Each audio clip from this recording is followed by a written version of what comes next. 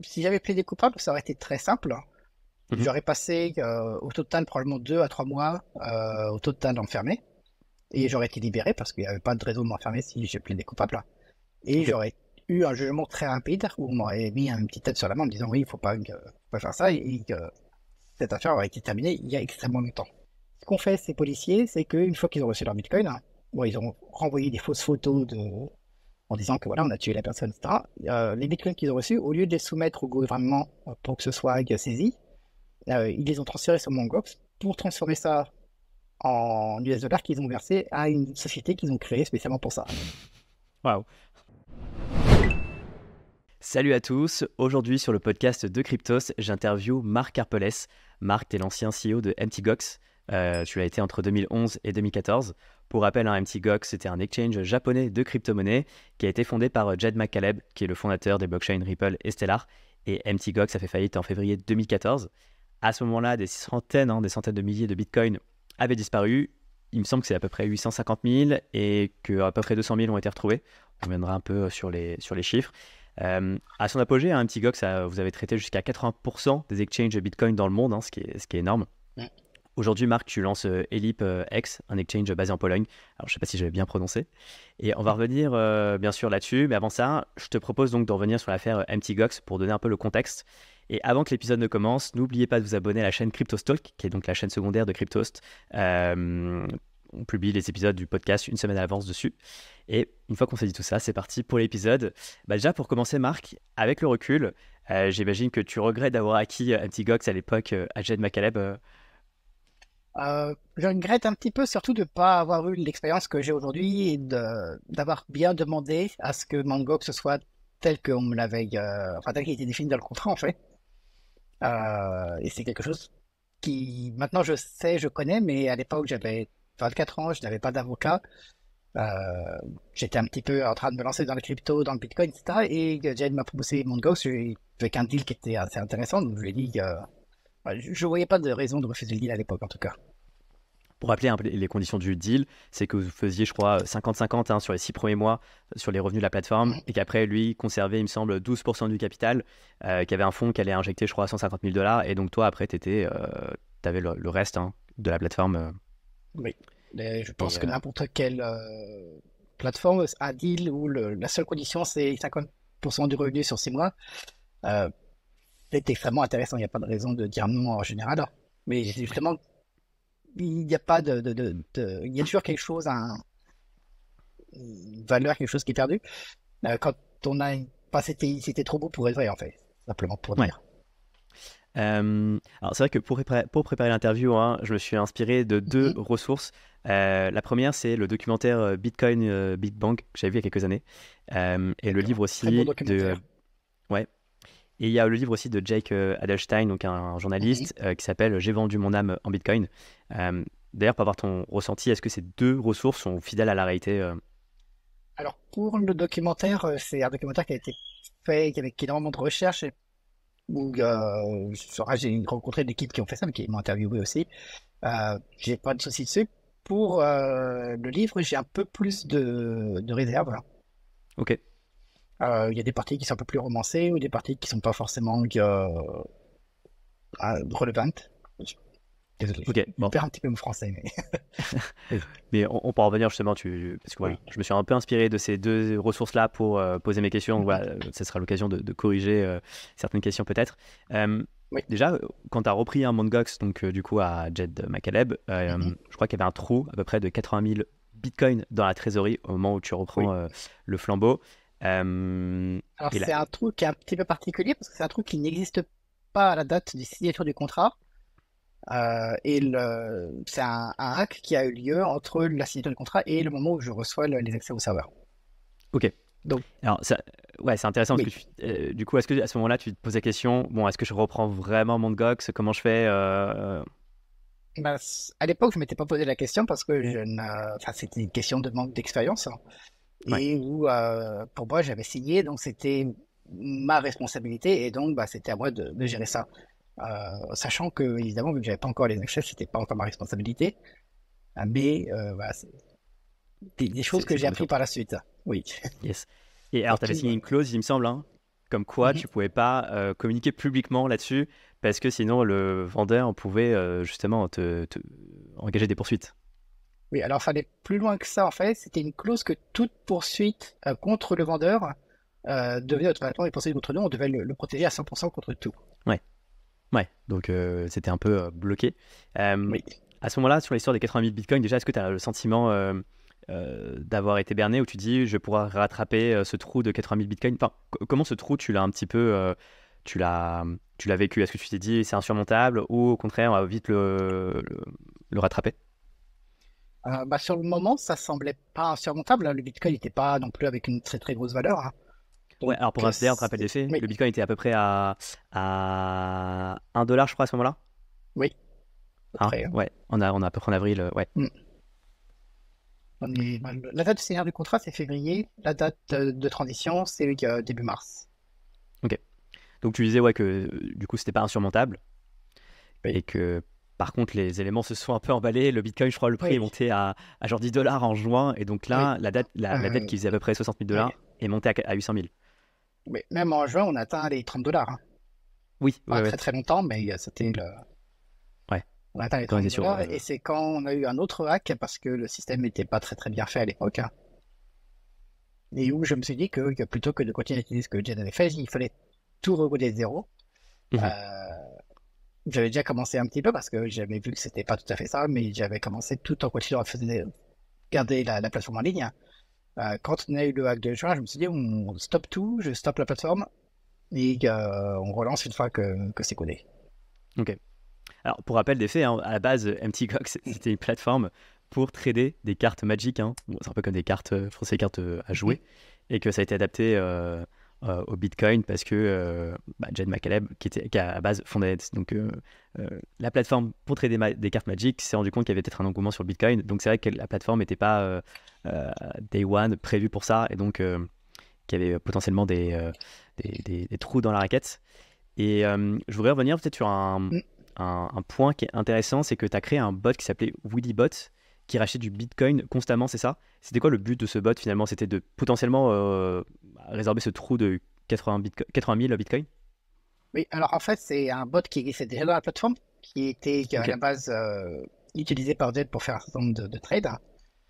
Sauf que quand j'ai repris mon Gox, je l'avais stoppé. Et quand le trou a commencé à devenir trop important, Jed a suggéré d'utiliser le bot pour transformer une partie de la dette qui existe en Bitcoin en dette en dollars qui soit plus stable. ok. Et c'est ce qu'a fait le bot du coup. C'est ce qu'a fait le bot du coup, oui. Sauf qu'il n'a pas fait suffisamment rapidement peut-être et que les prix sont emballés. Oui, ça n'a pas été assez rapide. Il y a aussi eu un certain nombre de personnes qui se sont rendues compte qu'il y avait un bot qui achetait à un rythme plus ou moins aléatoire, mais qui achetait, donc c'était possible de savoir que quelqu'un allait acheter, et qui ont Ouais. profité de ça pour faire des bots qui, eux, allaient justement essayer de forcer ce bot-là à acheter plus cher, hein, Hmm. et de façon à gérer des revenus. Ok, donc il y en a qui en ont profité en faisant une sorte Oui, de market making pour tirer profit du bot. exactement. Ok.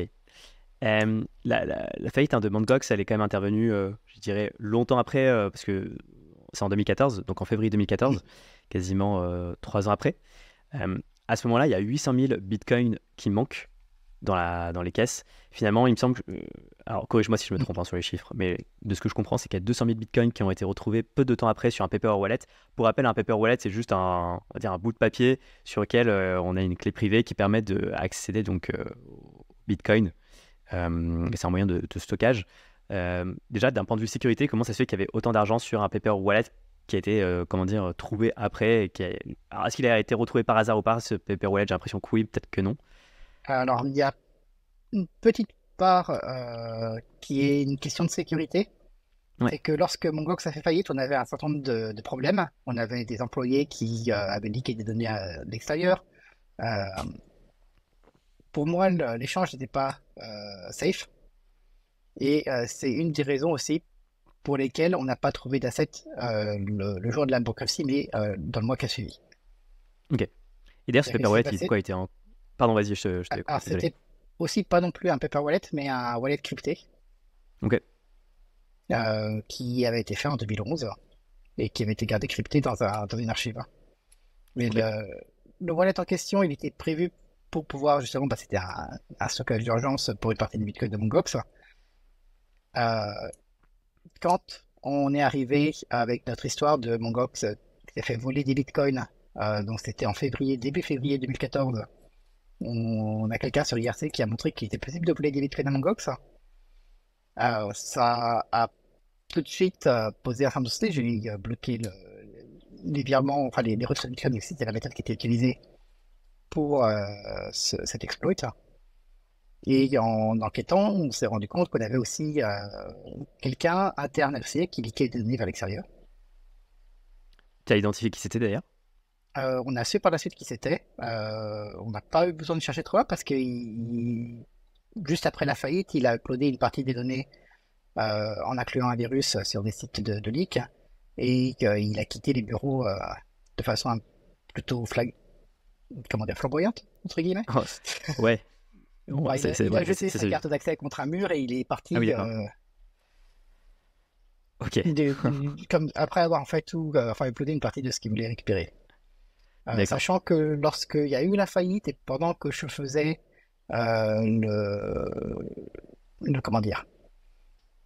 l'annonce, la presse conférence, justement cet employé est revenu à proximité des bureaux pour se connecter au Wi-Fi, vu qu'on a un système de protection où seuls les bureaux permettaient d'accéder au serveur.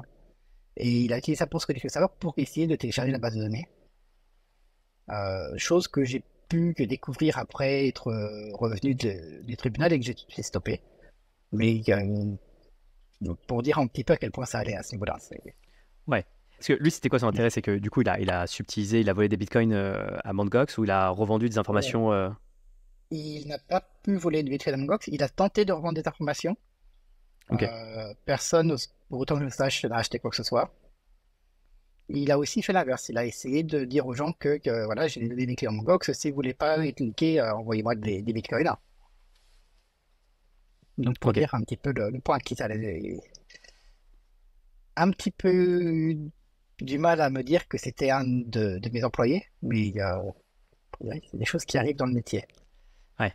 Et d'ailleurs, c'est intéressant, tu as eu d'autres menaces de ce type-là, que ce soit en interne ou des pressions externes, en mode je te menace de révéler telle information si tu ne me donnes pas telle quantité d'argent. Bon, ça, c'est assez courant, même aujourd'hui, avec les ransomware et ce genre de choses. Ouais. Mais du temps de Mongox, on avait quand même un niveau de sécurité qui était le top sur le marché. Mm-hmm. Même si on était à une époque où on n'avait pas les technologies qu'on a aujourd'hui. Et la sécurité informatique, c'est toujours une point de jeu de comment on dit déjà en français, en anglais c'est whack-a-mole. On a un truc qui apparaît quelque part, on va le boucher, on va avoir un truc qui apparaît ailleurs. Donc forcément, quand on regarde 10 ans après les systèmes qu'on avait il y a 10 ans, on va tout de suite trouver des problèmes avec. Ouais, bien sûr. À l'époque, on avait quand même énormément d'énergie pour être au top du marché. Ouais. Et donc, c'était pas suffisant. Oui, ça n'a pas été suffisant au final, mais ça nous a permis quand même de passer au travers d'énormément de tentatives de piratage, de gens qui ont tenté de mettre de la pression en disant on va vous hacker ou alors on va vous faire un DDoS si vous payez pas X, Y, Z. Qui sont des choses qu'on a eues à l'époque. Ok. Et pour revenir sur les bitcoins, donc, parce que vous avez retrouvé à peu près 200 000 bitcoins, si je dis pas de bêtises, donc il y a 650 000 bitcoins qui n'ont pas été retrouvés. Oui. Et ces bitcoins-là, en fait, donc toi au début, tu as été le principal suspect, du moins aux yeux de la justice japonaise et de certains clients. Finalement, après enquête, il s'avérait que c'était quelqu'un d'autre. Alors, pour l'anecdote, hein, toi, tu es allé en prison au Japon. Je crois que tu as fait 1 an de prison, hein, c'est ça? Alors, c'est de la prison préventive en attente de procès. Ouais. C'est pas de la prison dans le sens de la prison comme... Enfin, j'ai pas été incarcéré pour des raisons de... avec un jugement. Oui, tout à fait, ouais. C'est ça. Parce qu'en fait, c'était une garde à vue, je crois, de 23 jours qui a été prolongée plusieurs fois. Et donc après, effectivement, il y a eu cette incarcération préventive. Déjà, c'est quoi le souvenir que tu en gardes de cette période-là, sachant que c'est assez fou dans le documentaire, ils disent par exemple, pour constituer ta défense, au début, tu n'avais pas le droit à une calculette, tu avais un boulier japonais. Bon, finalement, je crois que tu as quand même réussi à avoir une calculette. Oui, ça a été assez compliqué. Au tout début, quand l'affaire a commencé, je n'avais même pas accès aux documents de l'affaire, j'avais accès à rien du tout et je n'avais pas le droit d'avoir accès à quoi que ce soit. Il a Hmm. fallu que mon avocat fasse un certain nombre de procédures pour que je puisse enfin accéder déjà aux documents. Donc pas loin de 3000 pages de documents, dont 20 000 pages de comptabilité, euh, ce qui représente énormément de données qui normalement devraient être analysées avec un ordinateur, mais vu qu'on a le droit à absolument rien du tout, je me suis retrouvé donc avec un crayon, un papier et toutes ces pages. Et dans la façon dont j'étais accusé de détournement de fonds, avec une accusation qui était relativement simple, c'est-à-dire que le procureur avait calculé que la plateforme sur 2013 avait généré, il me semble que c'était 12 millions de dollars environ qui étaient calculés, mais on avait dépensé 17 millions. Donc, vu qu'il y a un trou de 4 millions entre enfin, une différence de 4 millions, c'est que c'est de l'argent qui a été détourné. Mhm. C'est assez simple comme logique. Ça m'a semblé. Enfin, je sais qu'il n'y a pas eu d'argent de détournement de fonds, donc ça m'a semblé vraiment bizarre. Et il a fallu que je passe un certain temps à passer à lire toute la comptabilité, à recalculer tous les chiffres qui ont été calculés. Et au début, faire ça à la main, ça a été très long.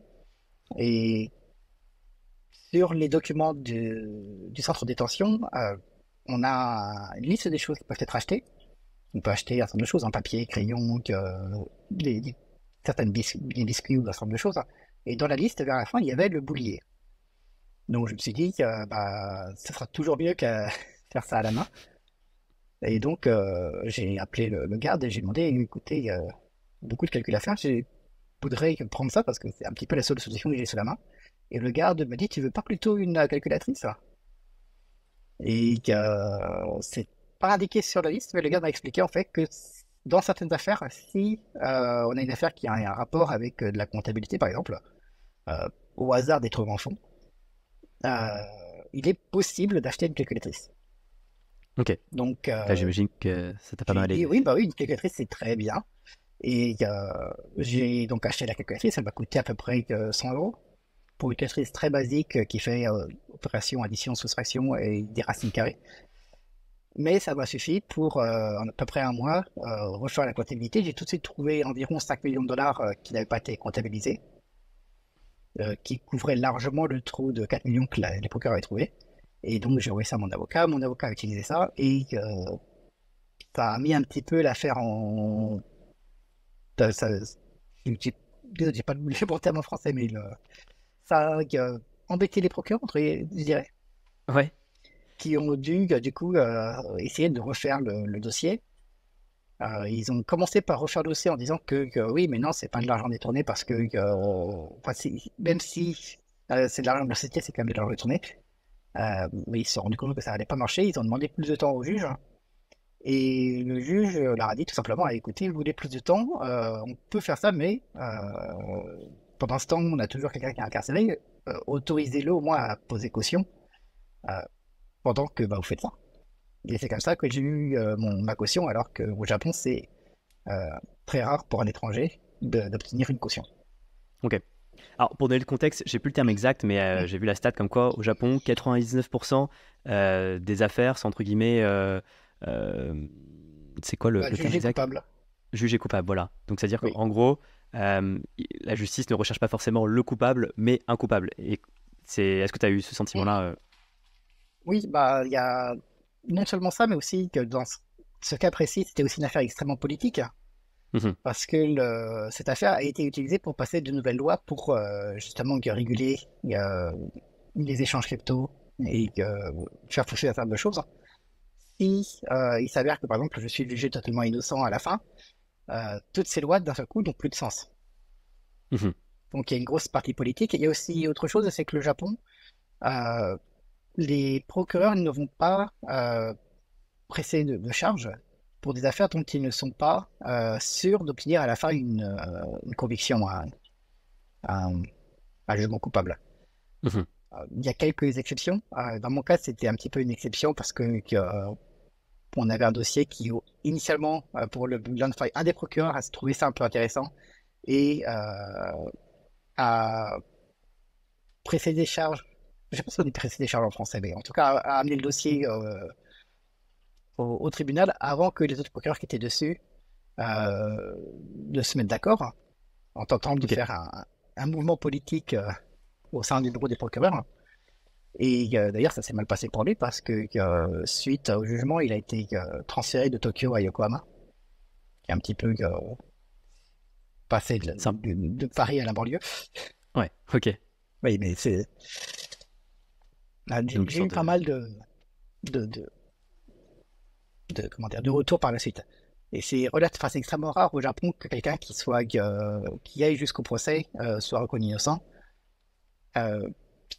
A aussi, dans mon cas, fait que 2 policiers ont perdu leur job aussi. Ok. Parce que vraiment, ça se fait pas au Japon. D'accord. Ils ont perdu leur job parce que... Parce qu'ils ont cherché... Enfin, ils ont participé à monter un dossier contre moi qui a été mis au tribunal. Au final, j'ai été reconnu innocent. Il fallait que quelqu'un prenne la responsabilité. Et je suis à peu près sûr que les personnes qui ont été éjectées de la force ne sont pas forcément les personnes qui étaient les preneurs de décision, mais c'est eux qui ont été des victimes en gros du système, d'une certaine façon. Okay. Mais ça montre aussi un autre problème qu'on a avec le Japon, c'est que le combat entre l'accusé et la prosecution, les procureurs, c'est vraiment une question de vie ou de mort pour chacun. Que l'accusé, évidemment, s'il finit accusé, il va finir en prison pendant X années. Le procureur a aussi sa carrière en jeu. Ouais. J'ai vu d'ailleurs dans le livre, il disait que souvent ça pouvait arriver qu'il y ait des... Enfin, c'est pas drôle d'ailleurs, que des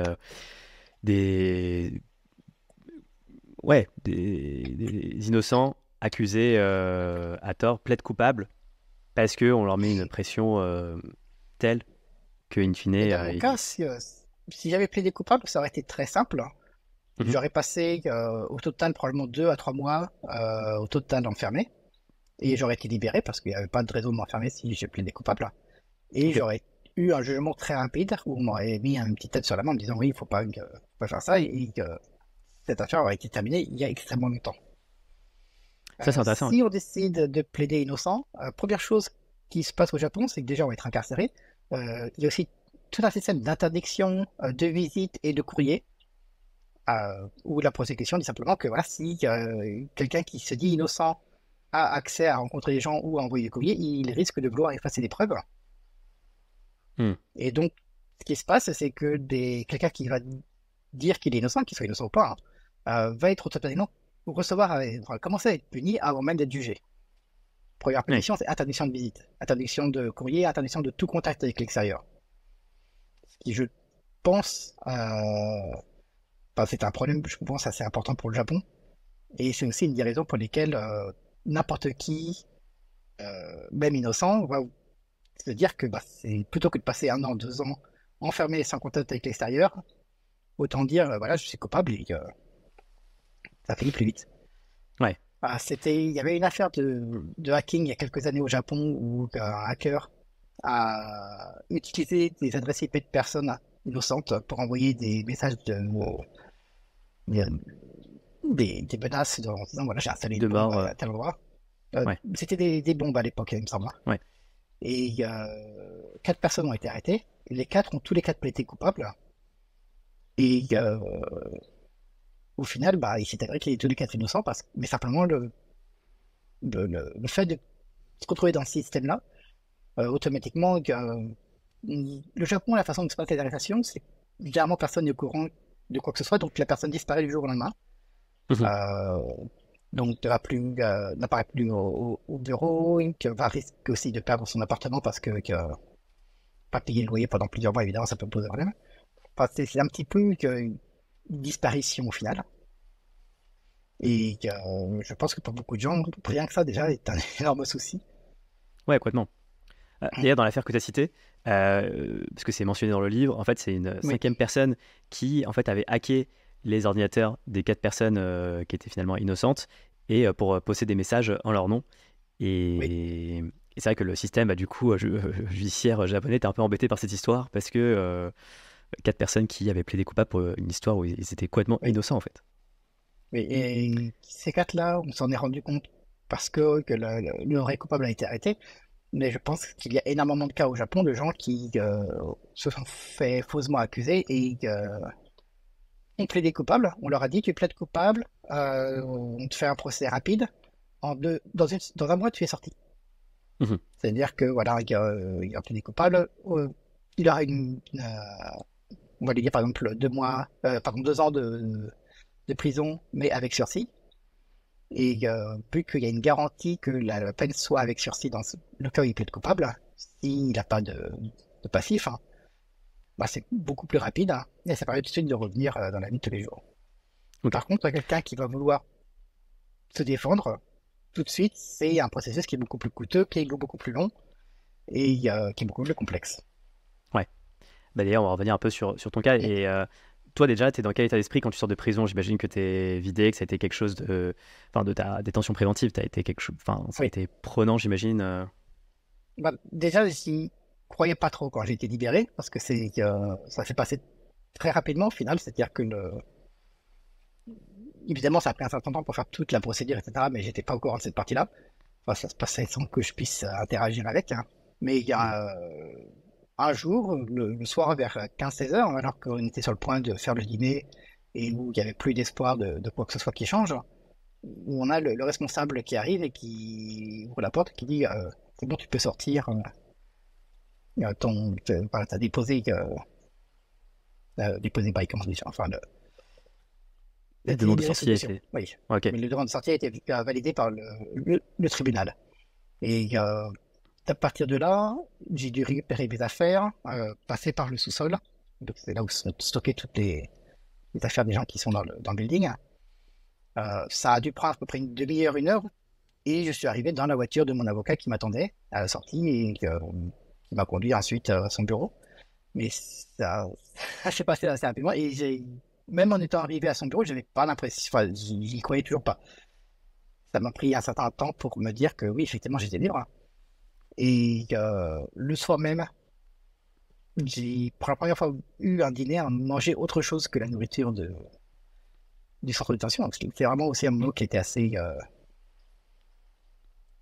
Ça a commencé un petit peu à créer le sentiment que j'étais enfin sorti de ce système, hein. Enfin, pas de Ouais. système, mais en tout cas du centre de détention. Et je me suis dit que c'était un petit peu le meilleur jour de ma vie, par rapport en tout cas après avoir passé un an là-dedans. Et Ouais. je ne vais pas oublier ce jour-là parce que ce jour-là, le soir même, donc c'était la nuit au Japon, c'était la journée en France, il y a eu un attentat terroriste à Nice. C'était le 14 juillet 2016. Ouais. Donc d'un seul coup, c'était il y a pas une si belle journée que ça, mais Ouais. oui, Et ouais, c'est j'avoue très contrasté. oui, Et à ce moment-là, bon, pour toi, l'affaire Mt. Gox, elle n'est pas du tout terminée.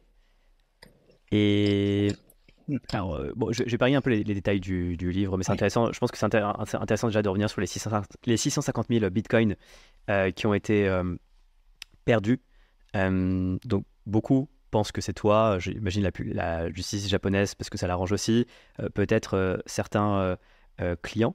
Et finalement, il y a un lien qui est fait entre Mt. Gox et aussi d'autres plateformes d'échange qui ont été hackées. Je pense à Bitcoin Floor, je crois, et Bitcoinica, qui était à Singapour. Et il se trouve que oui. potentiellement, c'est la même personne qui a hacké ces plateformes-là. Et d'ailleurs, de ce que je comprends, c'est qu'il n'y a pas eu un gros hack. C'est-à-dire que le hack s'est fait au fur et à mesure et qu'en fait, les comptes se sont fait siphonner sur plusieurs années, en fait. Oui, c'était des petits montants, juste des montants relativement petits qui étaient du coup pas forcément visibles, dans le sens que quand on envoie des bitcoins, généralement on va toujours envoyer des montants qui sont supérieurs aux montants qu'il faut réellement envoyer et avoir du change, je vous y reviens. Pendant que c'est en transit, du coup les balances ont toujours varié un petit peu et c'est des retraits qui ont été faits petit à petit dans enfin, dans des montants qui étaient relativement faibles. Ok. Donc vraiment pour ne Et, pas être visible. ok.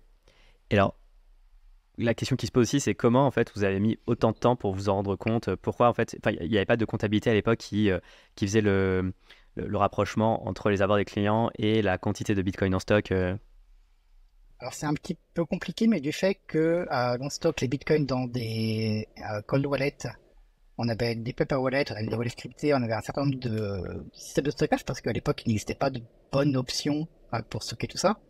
Mhm. Du coup, on n'avait pas vraiment de comptabilité totale de tous les bitcoins qui étaient stockés. Je savais que voilà, on avait tel wallet qui était supposé avoir tant de montant, mais on a aussi toute une partie qui transférait automatiquement les bitcoins qui étaient dans le système hot vers les cold wallets, de façon à éviter qu'on ait trop de bitcoins dessus. Et ça faisait que du coup, pour la balance que l'on pouvait savoir, donc la balance hot, elle devait forcément être une fraction du montant total. Ça, c'était une constante, donc ça ne semblait pas bizarre qu'avoir une balance moins élevée que le total de Bitcoin qui était stocké. Et parce que en fait, avec un cold wallet, tu peux pas requêter, on va dire, interroger le montant de Bitcoin détenu, même via un Explorer, parce que c'est... Ça crée un risque déjà. Ouais. On a aussi que Mongox, au final, a géré 4 millions d'adresses, hein, Mhm. ce qui voudrait dire interroger 4 millions de fois un Explorer, et ce qui n'est pas praticable, enfin, c'est pas Oui. jouable de nos jours. Ok. Quand Mongox a été lancé, que j'ai redéveloppé le système de Bitcoin donc en 2011, les HD Wallets, qui permettent en gros à partir d'une clé de générer des sous-clés et donc de pouvoir interroger avec qu'une seule interrogation, obtenir toutes les balances d'un wallet, ça n'existait pas encore. C'est une technologie qui a été créée en mi-2012 et qui n'a pas été commune avant 2013 quand on a eu aussi les seed phrases. Et ça veut dire que concrètement, à partir de... si ça avait été implémenté plus tôt, il n'y aurait pas eu ce problème? Si ça avait été implémenté plus tôt, Mongox aurait pu utiliser ce système qui nous aurait permis du coup d'avoir une vue en temps réel de réellement tous les bitcoins qui étaient gérés par Mongox, ce qui aurait du coup permis de détecter que des bitcoins disparaissaient. Ok.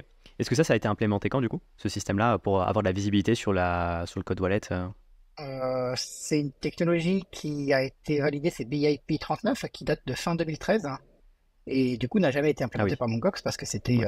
un peu tard. Ok. Alors, pour rappeler d'ailleurs, on parle de hot wallet, cold wallet, pour expliquer en fait que si c'était une boutique, finalement, le hot wallet, ça correspond un peu au tiroir caisse, et le cold wallet, ça correspond au coffre-fort en fait. Et donc, l'idée, c'est qu'il y avait une infime partie des bitcoins détenus par Mt. Gox dans le hot wallet, donc la caisse, le tiroir caisse, pour pouvoir assurer les flux entrants et sortants de la plateforme.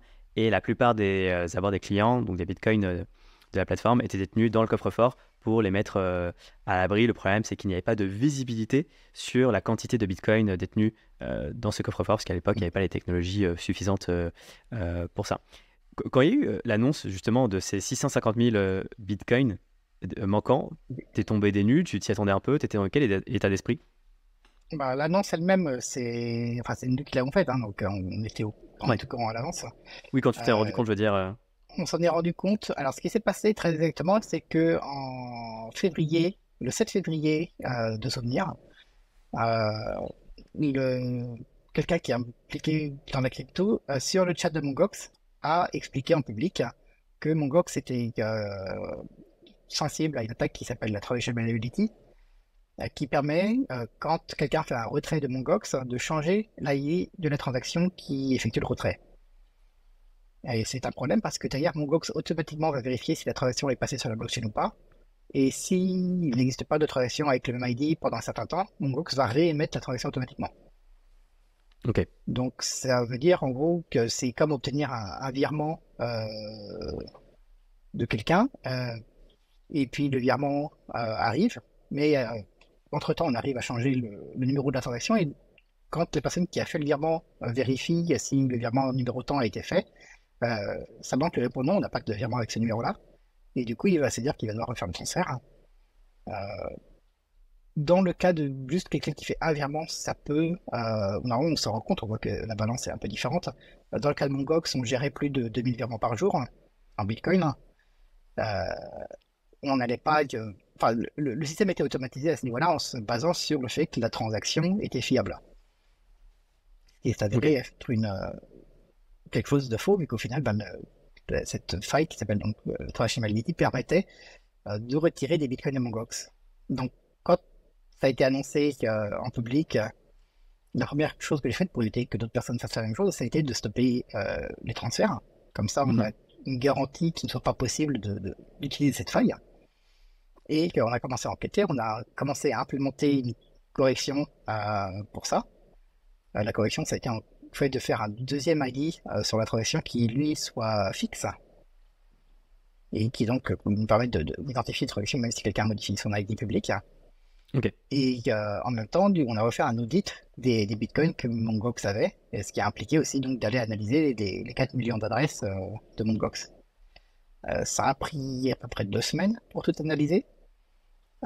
Et on approche donc de fin février en se rendant compte qu'il manque énormément de bitcoins. Première chose que l'on fait, c'est qu'on en discute avec les avocats, on en discute avec d'autres personnes, et on essaie de voir si on pourrait, par exemple, trouver un investisseur qui pourrait couvrir les bitcoins manquants, de façon à garder Mongox actif, hein, vu que ça reste un petit peu une pierre initiale de Bitcoin. Le document que l'on a fait à l'époque, le document de Mongox, je ne sais plus exactement le titre de document, mais c'est en anglais, a été leaké par un des investisseurs potentiels avec lesquels on discutait. Ça a fait pas mal de retours dans la communauté, qui a fait que le seul chemin réellement qui reste à Mongox, c'était de faire faillite. Ce qui nous a amené en 28 février au début de la faillite de Mongox. Et donc là, c'est là où c'est le début du tourbillon, quoi.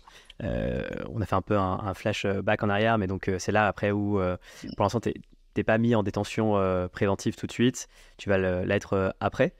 Et finalement, il va y avoir plus de lumière qui va être faite sur cette affaire plusieurs années après.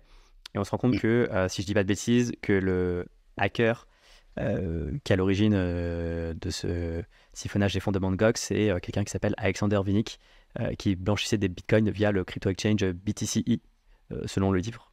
Est-ce que tu confirmes Alors, Alexander Vinnik n'est pas le seul hacker. On a aussi 2 autres noms qui sont apparus récemment. D'accord. Vu que les Américains ont abandonné l'idée de les faire sortir de Russie. Alexander Vinnik lui-même a été arrêté en 2017, à peu près une semaine après le début de mon procès. En Grèce, hein, d'ailleurs, parce que par Oui. rapport aux relations entre les États-Unis et la Russie, c'est pas possible forcément de l'arrêter en Et Russie. non, forcément, on connaissait son nom depuis quelques mois déjà. Et Ok. j'étais aussi en rapport avec la police américaine. Mais on gardait cela secret de façon à lui laisser une chance de sortir du territoire russe. Mhm. Pour les Américains, ce qu'ils voulaient voir, c'est que de toute façon, même si on annonce son nom, qu'on sait qui c'est aujourd'hui, on ne peut rien faire. Par contre, si on n'annonce rien, il fera peut-être une erreur qu'il a faite au final et qu'il est allé en Grèce, Mhm. ce qui donnera une chance de pouvoir l'arrêter. Donc j'ai dû, quand j'ai commencé mon procès, dire que oui, on ne sait pas qui est derrière cette affaire, mais je compte me battre pour qu'on sache qui Mhm. c'est et qu'on puisse arriver à l'arrêter. Ok, Alors que tout en je sachant savais qui qui c'était. c'était. Oui. Ouais, ok. Et Et une semaine après le début du procès, la grosse news, c'est qu'Alexander Vinnik est resté en Grèce. Les Américains ont publié que dans le mandat d'arrestation, l'affidavit qui était sur le site du ministère de la Justice américain, le fait qu'entre autres, Alexander Vinnik a transféré au moins 550 000 bitcoins de Mongox. Ils n'ont ok. pas de valeur complète parce que le but c'était de fournir une valeur minimum, de façon à montrer que Mhm. c'était conséquent. Mais c'était quelque chose qui aurait pu m'aider pour le procès si au Japon, les procureurs n'avaient pas poussé pour empêcher qu'on puisse amener ça comme preuve lors du procès. Donc ce fait-là n'a pas été retenu comme preuve. Ce fait-là n'a pas été retenu comme preuve. Ce que les procureurs japonais ont utilisé comme excuse, c'est que Alexander Vinnik a été certes arrêté, mais il n'a pas encore été jugé coupable. Mhm. Donc ce sont des accusations et pas des... Enfin voilà, Ok. c'était un petit peu l'excuse. Et en même temps, ils ont fait pression aussi sur tous les médias japonais pour que personne ne parle de Alexander Vinnik. L'arrestation de Ok. Alexander Vinnik n'a pratiquement pas été couverte au Japon Ok. parce que ça ferait perdre face un petit peu au procureur et un peu à tout le monde de fait que leur homme qu'ils ont arrêté, d'un seul coup, on a un vrai coupable à côté Hmm. qui lui aussi s'est fait arrêter, mais par la police américaine. Alors, entre-temps, Alexander Vinnik a été jugé et d'ailleurs, je crois qu'il va bientôt sortir de détention. Est-ce qu'il n'y a pas Alors, une. il s'est passé beaucoup de choses. C'est-à-dire Ouais. qu'il a été arrêté en Grèce. Les États-Unis ont fait la demande pour le déporter. Il a fait opposition, ça allait jusqu'à la Cour suprême en Grèce. En même temps, la Russie a fait aussi, est intervenue, il a dit qu'on a un procès contre Alexandre Vinnik, une histoire de fraude. C'était un montant d'à peu près 10 000 euros. Et ils ont aussi demandé à ce qu'il soit déporté de Grèce vers la Russie. Sachant que le ministre de la Justice russe est venu spécifiquement en Grèce aussi pour faire pression et pour demander le retour d'Alexandre Vinnik en Russie.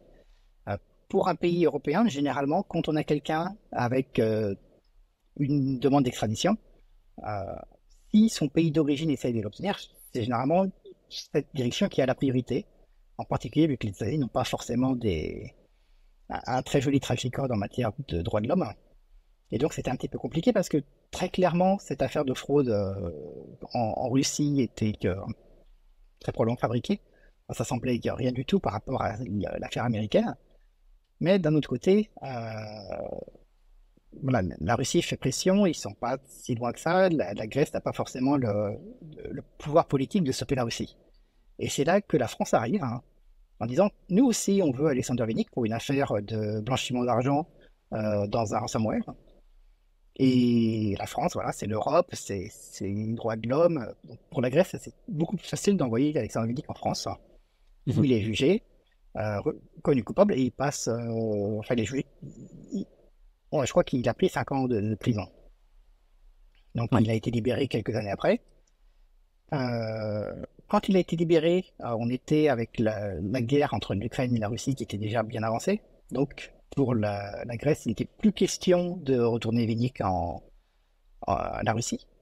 Et il a été libéré en France. Évidemment, il n'était pas libre, vu qu'il avait encore cette histoire avec les ennemis qui voulaient absolument l'avoir chez eux.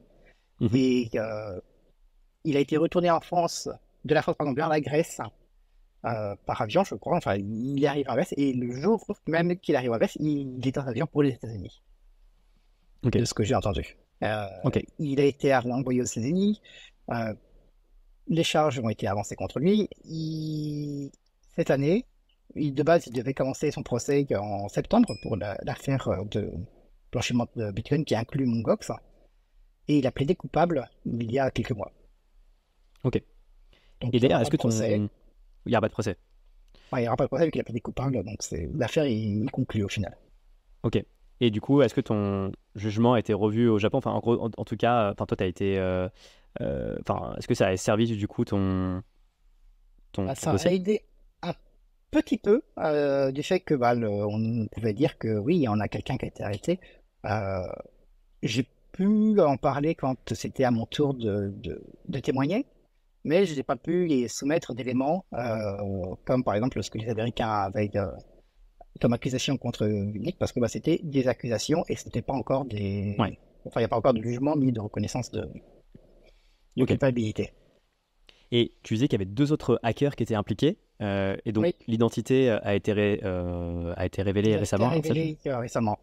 Oui, j'ai plus les noms exacts, mais je sais plus, c'est des Russes, avec des noms très russes. Et toi, tu étais au courant de l'identité de ces personnes-là au moment de l'affaire, ou tu as appris ça récemment, qu'il y avait d'autres personnes impliquées à part Alexander Vinnik? Je savais qu'il n'était pas seul. Je ne sais pas parmi le groupe qui a été plus hacker et qui a été plus blanchisseur. Pour moi, ils ont tous participé au hack. Mais c'est clairement quelque chose qui n'a pas été fait en solo. Ok. Et donc, tu disais que à minima, il y avait 550 000 bitcoins dans ces eaux-là qui ont été hackés par Alexander Vinnik et pour moi, son équipe. Même si c'est 150 000, juste que les Américains ont publié plus que 550 000 plutôt que de donner un montant exact entre les deux. Ok. Et donc, potentiellement, il y a quelques milliers de bitcoins qui ont été dérobés à gauche à droite par plusieurs hackers, mais en tout cas, le gros qui a été dérobé, c'est par Alexander Vinnik et son équipe. Mangox n'a pas eu d'autres hacks. En tout cas, pas d'autres pertes, mis à part les 80 000 bitcoins qui manquaient au début. Et on a eu un bug où on a perdu 2000 bitcoins à cause d'une transaction invalide, mais pas de très très grosses choses en tout cas. Ok, très clair. La question que je me posais, Enfin, déjà, je trouve que c'est intéressant de revenir sur un autre sujet, parce que toi, quand tu as été jugé, et ça, dans le livre, il le dit plutôt bien. Alors, pour revenir en arrière, donc à cette époque-là, il y a une plateforme sur le dark web qui est créée par quelqu'un qui s'appelle Ross Ulrich, hein, il me semble, qui s'appelle Silk Road. Et donc, c'est une plateforme sur laquelle on peut acheter des drogues et tout un tas de choses illégales avec du Bitcoin. Et donc, forcément, il y a des personnes qui sont des clients de cette plateforme-là qui vont aller sur Mt. Gox pour acheter ou revendre du Bitcoin. Et donc, Ross Ulrich, ensuite, va changer de nom. Il va se faire appeler Dead Dread... Dead Pirate Roberts. Ouais, Dread Pirate Oui. Roberts. Et finalement, va t'accuser d'être Dread Pirate Roberts parce que... Enfin, c'est censé être un pseudo avec quelqu'un qui se cache derrière, et il dit que c'est toi qui se cache derrière. Bon, finalement, j'ai l'impression que cet argument ne fait pas trop mouche, et qu'en fait, bon, c'était lui. Mais toi, à ce moment-là, est-ce que tu as eu peur d'être condamné coupable à cause de ça, sachant qu'il y a quand même des agents du FBI qui ont collaboré quand même avec Silk Road, qui ont été arrêtés et jugés, hein, il me semble. Oui, alors, en fait, il y a énormément de choses qui se sont passées autour de cette histoire-là aussi. Hein. Ouais. Silk Road a été lancé à peu près au même moment que j'ai repris mon Gox. Et de plus que cela, j'étais le seul fournisseur d'hébergement web à l'époque à prendre du Bitcoin. Et il s'est avéré que très probablement Ross Ulbricht a utilisé donc mon service pour créer une page, je crois que c'était silkroadmarket.org, qui expliquait comment accéder au dark web. Et donc, quand les Américains ont commencé à enquêter sur Silk Road, ils ont vu qu'il y avait une page, silkroadmarket.org, qui était hébergée sur mes serveurs. Ils ont vu que je me suis impliqué aussi dans le Bitcoin à l'époque, et ils ont conclu que j'étais très probablement l'opérateur de la plateforme. Ils ont passé 2 ans à enquêter sur moi, à lire tous mes mails, à analyser tous mes mouvements, à voir tout ce que je faisais. Et sont arrivés à la conclusion que c'était pas moi. Et que leur enquête les a menés à Ross Ulbricht, qu'ils ont arrêté en 2013, il me semble. Et que en fait, ce qui s'est passé, c'est que Ross Ulbricht, pour sa défense, a utilisé, voulait enfin interroger les policiers américains en leur demandant est-ce que vous n'aviez pas, pendant un certain temps, l'impression que quelqu'un d'autre était derrière ces codes, de façon à essayer de créer le doute. Vu que la façon dont les procès marchent aux États-Unis avec le système de jury, c'est que pour être reconnu coupable, il faut que ce soit vraiment sûr. Si le moindre doute existe, il y a tout de suite une chance qu'il apparaît de ne pas être reconnu coupable là. La chose qui s'est passée, c'est que les Américains avaient enquêté énormément sur moi. Ils savaient exactement tout ce que j'avais fait pendant 2 ans et ils savaient que c'était pas moi. Et on fait tout de suite opposition sur cette ligne de questions. On soumis au juge une requête pour interdire cette liste de questions en expliquant que, ils ont des preuves que c'est pas moi et tout ça. Et que le juge a accepté.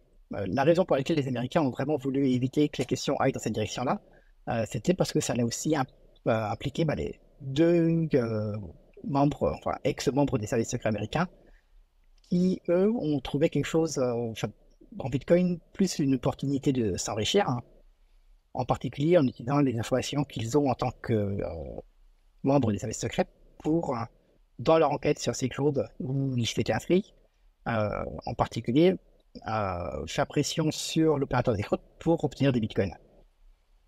Donc, ils ont fait croire à Dread Pirate Roberts, l'opérateur de Silk Road, que quelqu'un leakait ou vendait des informations sur Silk Road.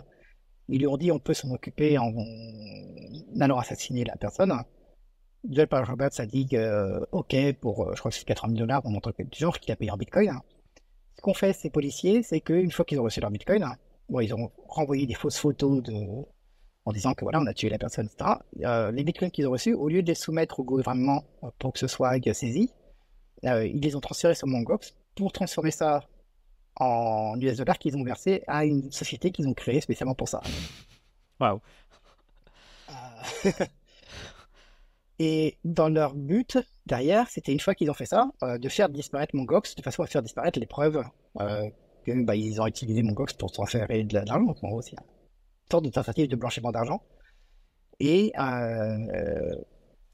ils ont, en 2013, 2013, je crois que c'était mai, fait une saisie de 5 millions de dollars de fonds que Mongox gérait. Ça a posé énormément de problèmes aux États-Unis parce que les partis qui pensaient encore que j'étais derrière Silk Road ne voulaient absolument pas qu'il y ait la moindre action légale contre Mongox parce que ça me risquerait de mettre la puce à l'oreille et de me faire disparaître au Caïman ou on sait où. Mm. Donc ça leur a posé problème, mais en même temps ça leur a aussi permis, ça a ouvert une discussion entre Mongox et la police américaine qui leur a permis justement de se rendre compte que bah non, en fait Mongox c'est peut-être pas vraiment l'opérateur derrière Silk Road, et on a coopéré avec leur enquête de façon à trouver qui était derrière, mais ils avaient déjà bien mis la main sur Russell Brick à l'époque. Mais voilà, c'est 2 policiers américains qui ont fait leur tentative de blanchiment de fonds. Mongox n'a pas fait faillite immédiatement suite à la saisie de fonds. On s'est battu, on a essayé de tenir le coup. On a coopéré avec la police américaine. La police américaine s'est rendue compte que les fonds qui sont sortis de Silk Road, qui sont allés vers Mongox, en fait, bah, c'est arrivé justement faire l'un de leurs... une société qui appartient à un membre des services secrets, ce qui est lié à l'arrestation de ce membre des services secrets alors qu'il essayait de partir avec un sac rempli avec, je crois qu'il y avait 5 000 dollars en liquide, d'armes à feu, 3-4 passeports, enfin, le kit préfet comme on voit dans les films. Ouais. Et il a plaidé coupable. Enfin là, c'était assez peu reluisant pour les Américains, mais ils ne voulaient pas que ça apparaisse pendant le procès de Russell Brick parce que ça aurait mis en doute la fiabilité de l'enquête. Hein. Et donc, quand la défense de Russell Brick a tenté de dire oui, en fait, ça pourrait être Mark Karpeles, tout de suite, les procureurs américains ont réagi et ont stoppé ces questions-là. Ok. Donc, de mon côté, je sais que j'étais pas John Paris Roberts, j'ai trouvé ça presque amusant en fait qu'il m'accuse. Hein. Après, que j'étais plus à ça près au niveau accusation, hein, j'étais accusé de tellement de choses. Ouais. Hein, à cette époque-là, que c'était même limite plus sympathique que un certain nombre de nombres. Enfin, j'ai reçu un certain nombre de menaces de mort et de mails à l'époque. Donc, j'ai posté d'ailleurs sur Twitter le jour même. Désolé de vous décevoir, mais je ne suis pas John Paris Roberts. Hein. Ouais, c'est fou. Mais c'est vrai que à t'écouter, on revoit cette histoire. Enfin, je me dis qu'un jour il y aura un film sur cette histoire, c'est sûr, c'est qu'une question de temps. Oui. Je ne sais pas si c'est d'ailleurs en préparation, si tu as été contacté à ce sujet. Pas que je sache, en tout cas, je sais qu'il y a un certain nombre de gens qui ont écrit des livres à ce sujet-là. Je crois qu'il y a un livre qui est en cours d'adaptation, mais je ne sais même pas exactement où ça en est. Okay. En tout cas, rien avec lequel je sois directement impliqué, sachant que pour une grosse partie de ces histoires-là, j'ai accès à pas mal de ressources de l'époque. J'imagine. Et mais il y a le hacker russe arrêté par les Américains en Russie, enfin c'est du James Bond, tu crois. Complètement. C'est même limite trop cliché pour être réel, alors que en fait, c'est ce qui s'est passé. Mais... Ah ouais, c'est fou. Maintenant que, on va dire que l'affaire Mt. Gox arrive à sa fin, hein, parce que en juillet dernier, le liquidateur judiciaire a redistribué, je crois, 142 000 bitcoins aux anciens utilisateurs de la plateforme. Donc, est-ce qu'on peut considérer que le dossier Mt. Gox maintenant est clos ou t'as encore Le dossier lui-même ne sera pas clos tant que le procès avec CoinLab ne sera pas fini. Je pense qu'on a encore pour facilement 4-5 ans. Le procès avec qui, pardon? Avec CoinLab, un partenaire de Mt. Gox qui a essayé de faire des choses. Mais ce que le liquidateur a fait, c'est qu'il a négocié avec la cour et avec CoinLab de façon pour faire la distribution avant qu'on en soit, enfin, que le procès finisse. CoinLab, c'est une société partenaire de Mt. Gox. Oui, c'est une société qui devait aux États-Unis s'assurer d'obtenir toutes les licences nécessaires de façon à ce que Mt. Gox puisse être légal aux États-Unis, parce que les États-Unis sont un pays qui est assez complexe d'un point de vue juridiction. Chaque État nécessite un enregistrement différent pour agir en tant que échange Bitcoin. Mais à l'époque, c'était pas forcément encore très clair. CoinLab nous ont dit qu'on a une solution pour être légal partout. On peut s'en occuper. Il faut juste qu'on soit partenaire et qu'on ait l'exclusivité sur le territoire américain. On leur a dit, écoutez, pourquoi pas. Hein, de toute façon, le territoire américain, c'est trop compliqué. On peut pas faire ça nous-mêmes. J'ai discuté avec 3 bureaux d'avocats différents. J'ai eu 3 réponses différentes. Mhm. avec soit, enfin, il n'y a pas besoin de licence, soit il faut une licence de type MTB qui coûte super cher et préparer 20 à 30 millions de dollars, ou soit il faut une licence LSB, ça coûte 1 à 2 millions de dollars et c'est faisable assez facilement. Et du coup, pour moi, à l'époque, les États-Unis, c'était un petit peu le mystère d'un point de vue régulation. Euh, Début 2013, FinCEN, qui est le régulateur américain, a publié ce qu'il appelle une guidance, qui est en gros une explication sur quelles sont les lois qui s'appliquent dans ce cas-là et quelles sont les procédures à suivre, ce qui a clarifié la situation énormément. Et ce qui nous a aussi montré que Coinlab, avec qui on avait signé un contrat quelques mois avant pour qu'ils opèrent Mt. Gox de façon légale, ça nous a permis de découvrir qu'en fait, ils n'étaient pas du tout en situation légale.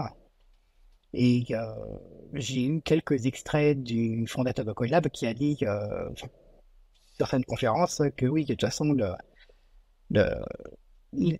l'innovation, on peut faire ça sans se poser de questions sur la partie légale. Le légal peut venir après. Enfin, il était un petit peu cavalier sur ce genre de choses.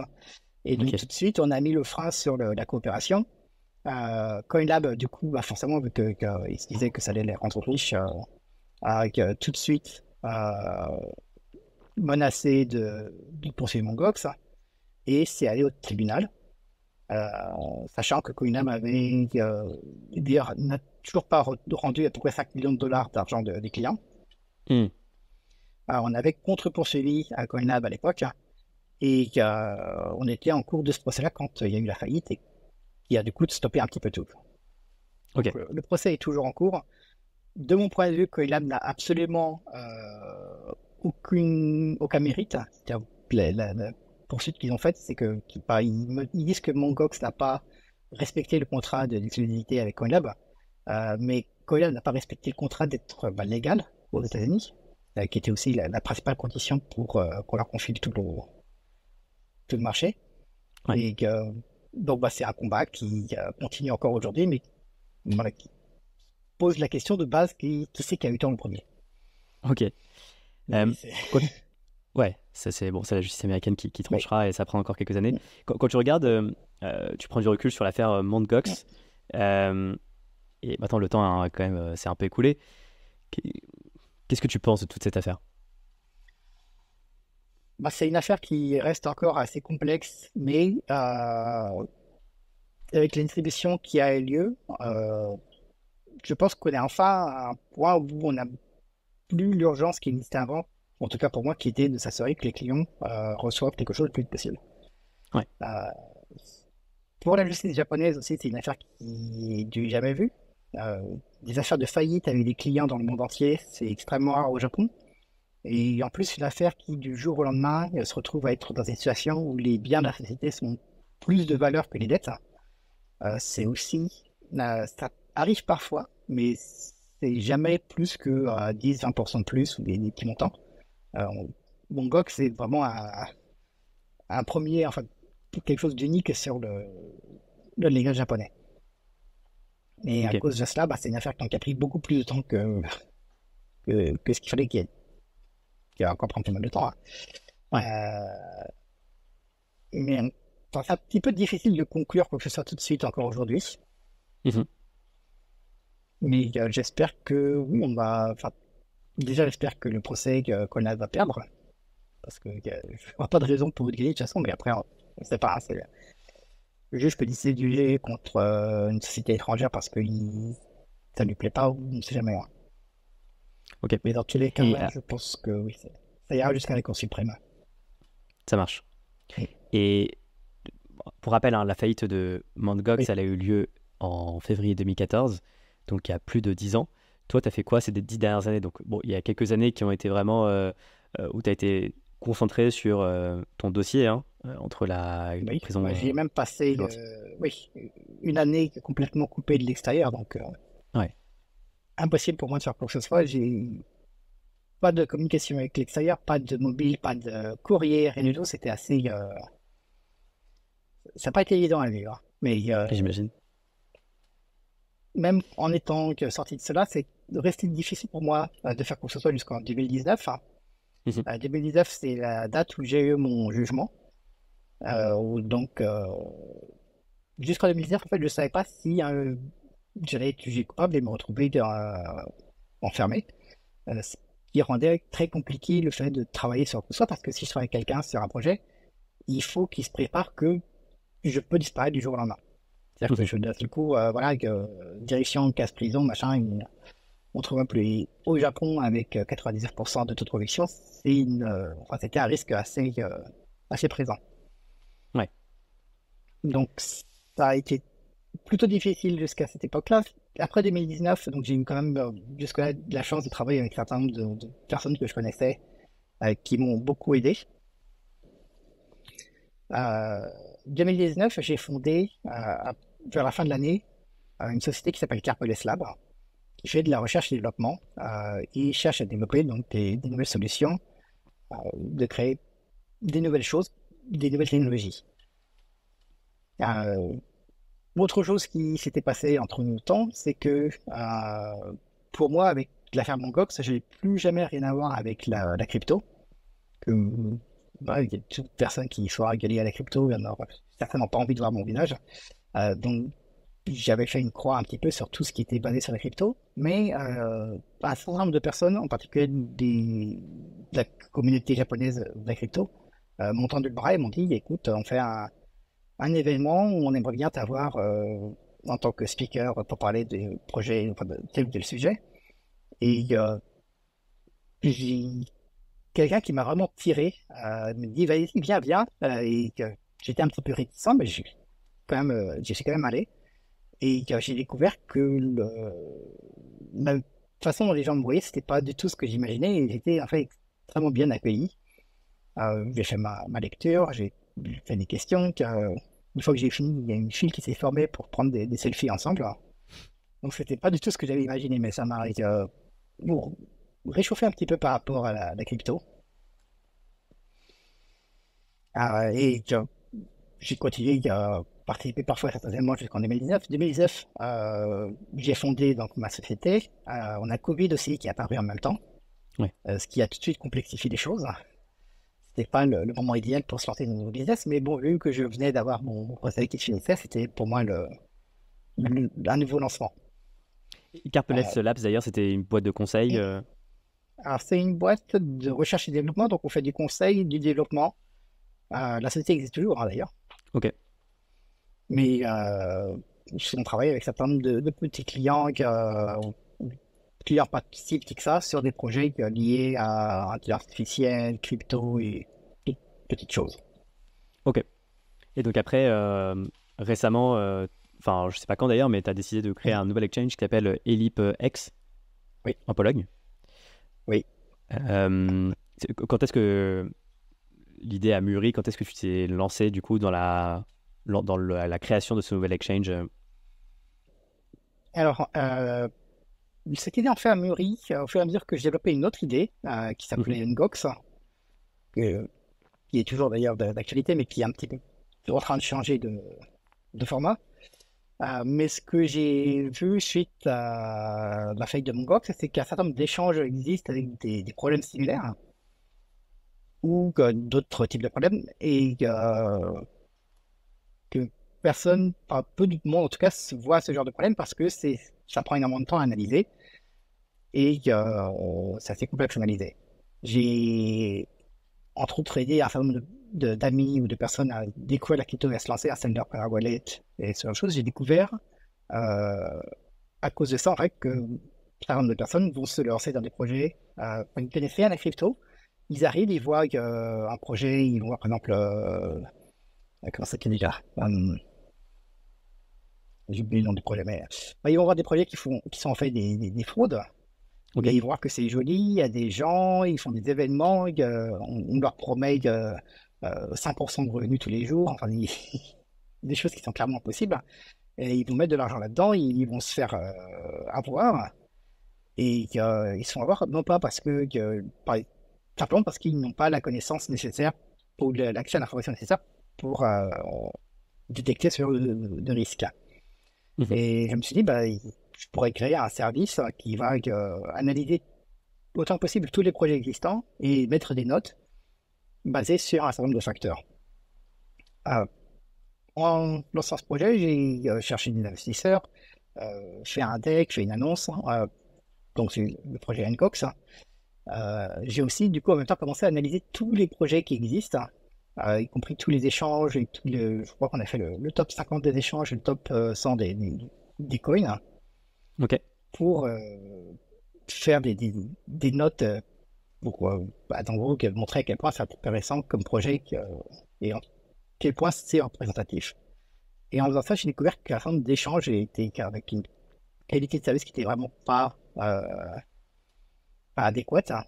Soit il y a des problèmes de sécurité, soit des problèmes de transparence, soit simplement que c'était un échange qui était pas un vrai échange, mais simplement pareil, quelque chose de frauduleux. Donc j'ai vraiment voulu pousser à ce niveau-là. J'ai travaillé avec un certain nombre d'investisseurs potentiels pour lancer Ncox. Ncox, là-bas, c'était juste un site avec des notes. On s'est dit, oui, est-ce qu'on peut en faire un site d'information, ajouter des news? J'ai des assesseurs qui ont voulu amener les choses dans une direction ou dans une autre.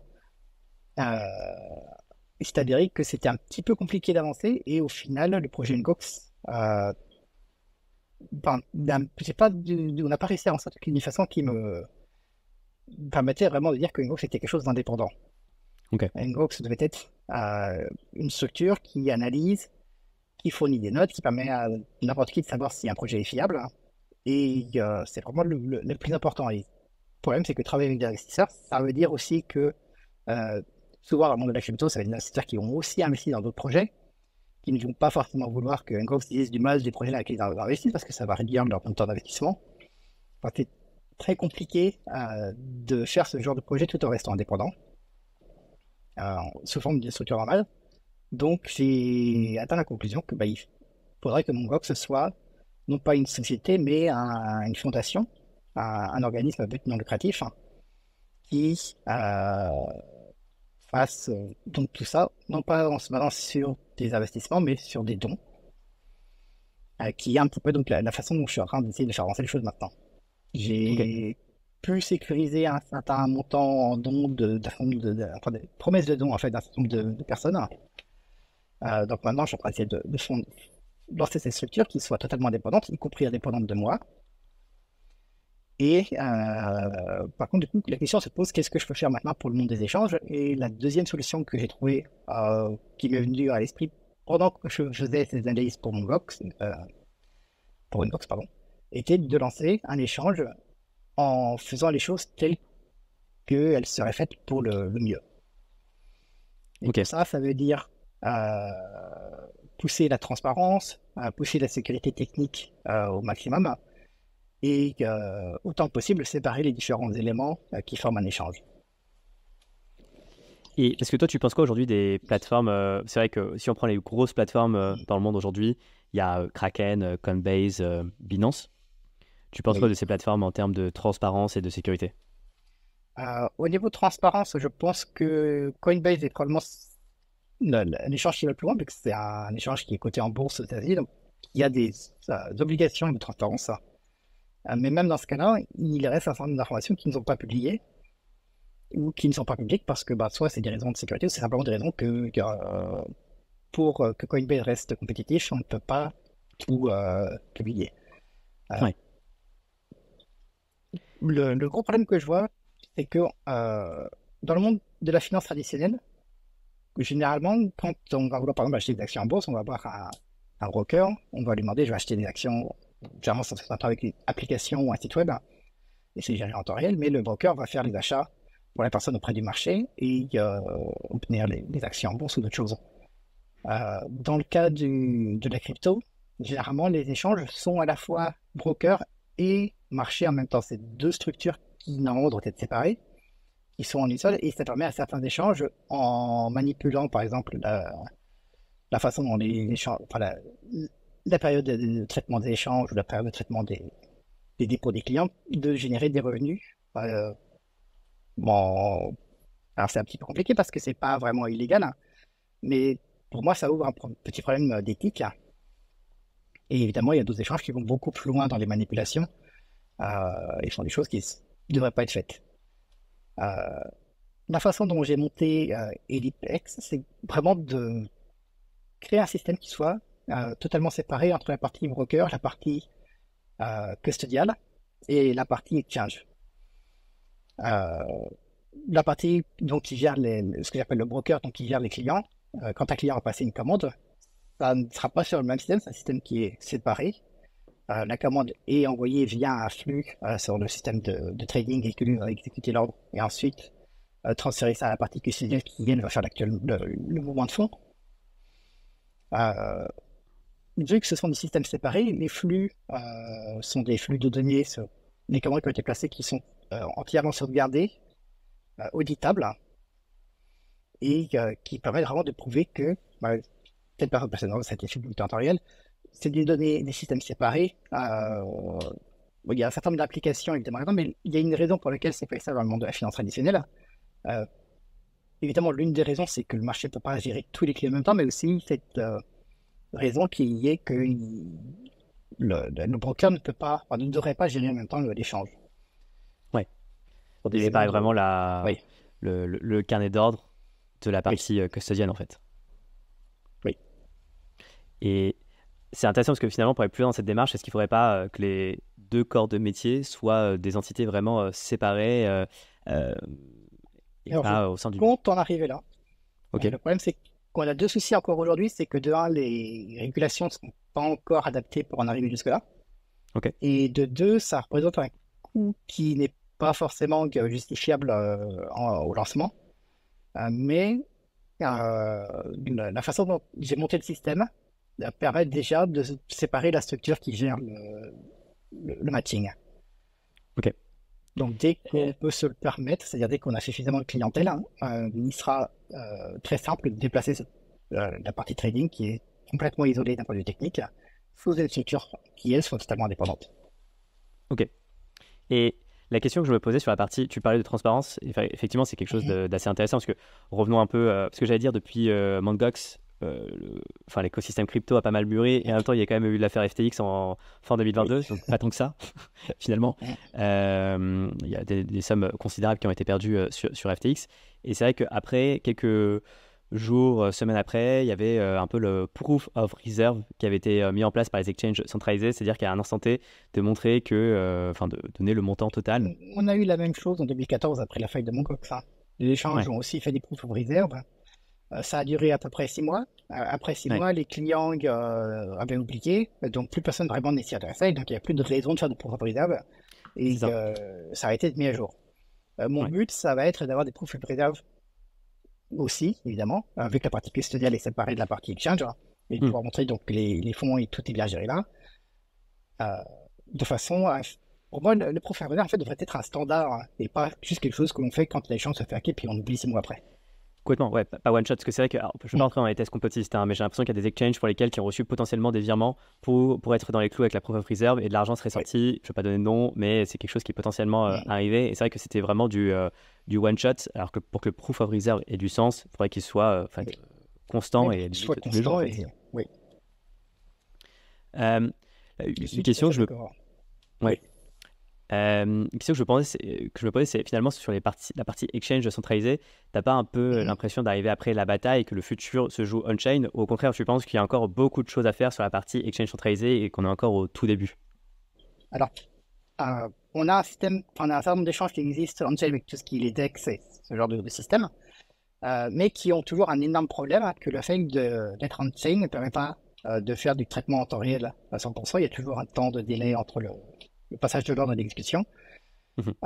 Il est aussi toujours possible à des acteurs de manipuler les données qui sont validées par la blockchain, même si ça devient plus compliqué parce qu'il faut avoir de la chance de tomber sur le bon bloc. Ça reste une possibilité qui existe et qui est largement qui pourrait être exploitée. Donc pour moi, toute la partie échange, avec en plus évidemment toute la partie régulation, a toujours besoin en tout cas des échanges centralisés. Les gens peuvent évidemment choisir, si quelqu'un n'a pas envie de passer par des échanges centralisés, il peut ne pas passer par des échanges centralisés. Ça a ses avantages, ça a ses inconvénients. Mais dans ce que je vois aujourd'hui dans le marché des échanges centralisés, on a un top 100 qui est publié par certains sites. Dans le top 100, il est possible de dire qui est réellement derrière chaque échange pour 90% de ce qu'il y a dans la liste. Donc pour moi, il n'y a un gros problème à ce niveau-là. Un échange devrait être transparent non seulement par ces processus, mais aussi de par qui est derrière qui fait les choses. Ouais. Et d'ailleurs, petite question, pourquoi avoir choisi la Pologne pour ton exchange? Il y a deux raisons. Une raison, c'est parce que la Pologne a une structure d'enregistrement pour les échanges qui nous permet de sortir assez rapidement. J'avais regardé dans un certain nombre de pays européens où c'était un peu plus compliqué. En particulier pour la France, on avait essayé de voir si on pouvait faire ça, mais c'était vraiment beaucoup trop compliqué. L'autre raison, c'était que je connais déjà la Pologne parce que mon GOX était aussi basé en Pologne à l'époque. On avait aussi commencé en France, on a eu énormément de problèmes avec la Banque de France, un certain nombre de choses. Et mon GOX en 2012, je crois, avait racheté un échange qui était basé en Pologne. Et on est resté en Pologne jusqu'à la faillite parce que en fait, la Pologne marchait très très bien. Et c'est un pays dont je n'avais pas forcément une image très positive avant de le connaître. Et bon, en fait, j'ai découvert, je suis allé en Pologne plusieurs fois, déjà du temps de mon GOX. Et c'est un endroit qui a pas mal de charme. Ok. D'ailleurs, pour la petite histoire, tu vis toujours au Japon. Oui, je suis toujours au Japon. Le Japon est un pays, quand on regarde un petit peu les régulations dans le monde en ce qui concerne la crypto, on a toujours une balance qui est faite entre innovation et régulation, où certaines régions, par exemple l'Europe, a essayé de trouver quelque chose un petit peu entre les deux. Les États-Unis sont parfois plus pour autoriser l'innovation. Le Japon a décidé de tout mettre dans régulation, de stopper toute possibilité d'innovation. Ce qui est dommage, je trouve, mais ce qui s'explique parce que 4 ans après mon GOX, le Japon a souffert du cas de Coincheck, qui a aussi été hacké pour quelques centaines de millions de dollars. Et les régulateurs au Japon ont un peu pris peur de dire que, enfin, donner une autorisation à des échanges qui risqueraient de se faire hacker parce que derrière ça va leur retomber dessus. Et la liste actuelle des échanges existants au Japon n'a pas eu de nouvelles entrées depuis plusieurs années parce que les régulateurs n'autorisent plus personne. Ok, ça marche. Et tu en es où d'ailleurs sur ce projet? Tu as levé des fonds, lancement est pour bientôt? Oui, on va lancer ce mois-ci. On va commencer pour commencer, donc tout ce qui est échange de spot avec un certain nombre de paires. Et d'ici à la fin de l'année, on va avoir un certain nombre de fonctionnalités qui vont être ajoutées. Je peux déjà annoncer qu'on va avoir Litecoin dès le jour du lancement. Qui était une vieille histoire parce que j'avais annoncé sur mon GOX en 2013 qu'on aurait Litecoin bientôt. Et c'est vrai que c'est un business qui a duré très longtemps. Yes. Mais oui, Litecoin arrive bientôt, ce mois-ci. Énorme, ça marche. Oui. Une dernière question, Marc, je me posais, la suivante, c'est compte tenu de l'affaire Mt. Gox, de tout ce qui s'est passé, est-ce que tu ne penses pas que tu démarres avec une contrainte réputationnelle pour ce nouvel exchange? Est-ce que tu penses que les gens vont faire confiance à ce nouvel exchange? Alors, je pense que c'est assez partagé. En particulier, j'ai pu confirmer ça lors de certains événements comme la Korean Blockchain Week, où j'étais allé il y a une semaine ou deux. Comme je disais, quand il y a eu la faillite de mon GOX, je m'attendais à ce que plus personne n'ait jamais envie d'entendre parler de moi dans la crypto. Il s'avère que ce n'est pas du tout le cas et que j'ai énormément de gens qui s'intéressent à ce que je fais. Et même si ce n'est pas le cas de tout le monde, on a déjà un certain nombre de préinscriptions aussi qui ont lieu sur Ellipse. On a un certain nombre de personnes qui s'intéressent au projet. Quand j'en parle sur Twitter, en général, quand j'en parle en anglais, j'ai beaucoup plus de retours positifs d'ailleurs qu'en français. Je ne sais pas exactement pourquoi. Mais le fait est que de toute façon, on ne peut pas faire quelque chose et avoir tout le monde d'accord là-dessus. Dans mon cas, c'est peut-être un peu plus visible. Mais de ce que j'ai vu comme analyse, on a largement une base clientèle qui est déjà largement suffisante pour se lancer. Ok. Et ça marche. Donc, j'imagine que la cible, là, ça va vraiment être les clients européens. Oui. On commence avec un échange qui était formulé pour être compliant avec les règles de MiCA dès le début. On va s'inscrire dès que les inscriptions seront ouvertes, de façon à avoir la licence le plus vite possible. Et on commence avec la Pologne, mais le but, ce sera vraiment de faire un échange global. Donc aussi d'obtenir une licence dans d'autres pays comme l'Angleterre, les États-Unis Et c'est vraiment quelque chose de global. Ok, très clair. Marc, merci beaucoup pour ce long échange. Mhm. C'était vraiment super cool d'échanger avec toi. Est-ce que, d'ailleurs, c'est le moment un peu carte blanche, on arrive à la fin. Est-ce qu'il y a quelque chose, je sais pas, une pensée, un point que tu veux soulever? Oui. Bah, oui, si, un petit sujet dont on a pas vraiment parlé, c'est aussi une autre de mes motivations. C'est que pour moi, j'aimerais rendre la crypto plus facile à utiliser par monsieur tout le monde. Euh, Aujourd'hui, quand on crée un wallet avec par exemple MetaMask sur mobile, ça implique d'écrire sur papier un certain nombre de mots qu'il faut vraiment protéger. C'est quelque chose qui est pas du tout, comment dire, user-friendly, pas du tout bon pour les novices. Euh, j'ai expliqué un petit peu que j'avais aidé une personne à se lancer à faire des choses dans la crypto. Sur tous les gens à qui j'ai expliqué, vas-y, installe un wallet, je fais le processus. Euh, à chaque fois que quelqu'un va écrire ces mots sur un bout de papier, ils vont soit réussir à tout de suite oublier le bout de papier, le perdre, ou au contraire vont vouloir en prendre une photo avec leur mobile, ce qui est aussi quelque chose à ne pas faire du tout. Mais ça m'amène à la conclusion que le système qu'on a aujourd'hui n'est pas suffisant pour ça, enfin, n'est pas suffisamment user-friendly pour vraiment démocratiser la crypto. Et c'est pour cette raison que la première chose que Elipex a lancé, c'est un wallet qui est disponible aujourd'hui sur l'Apple Store. On est en train d'attendre la réponse de Google, ça prend un petit peu de temps. Mais qui est un wallet qui fonctionne avec un processus qui s'appelle le MPC, qui, au lieu de stocker une clé que l'utilisateur doit backuper à la main sur un bout de papier, c'est un système où la clé est séparée en trois parties. Sur les trois parties, il faut deux des trois parties pour faire quoi que ce soit avec cette clé. Euh, Cette clé est stockée, on a une partie qui est stockée chez nous sur les serveurs de l'IPEX, qui est protégée par un SMS qu'on envoie à l'utilisateur, qui doit être vérifié pour que quoi que ce soit puisse être signé. Les deux parties récentes sont stockées sur le device de l'utilisateur, une partie dans la partie sécurisée du device, donc accessible uniquement avec authentification biométrique, et la partie récente protégée avec un mot de passe choisi par l'utilisateur.